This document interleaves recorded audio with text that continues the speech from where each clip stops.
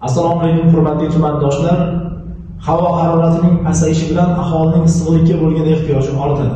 Kuz va qish mavsumini betarafot o'tkazish, sodir bo'lishi mumkin bo'lgan yong'inlarning oldini olish, is gazdan zaharlanish, gaz va havo aralashmasining chaqnash kabi noxush holatlarga yo'l qo'ymaslik maqsadida bir qator yong'in xavfsizligi qoidalariga amal qilishingizni so'rab qolamiz. Ya'ni har bir isitish pechi dudboronni mutaxassis ko'rigidan o'tkazing. Isitish pechidan dudboron va gaz jihozlari sozligiga ishonch hosil qilgandan so'ng foydalaning. Dudboron yo'lini g'isht, temir va shu kabi narsalar bilan yopib qo'ymang. Zero dudboron chali yongan gaz qoldig'ining tashqariga chiqib ketish uchun qurilgan.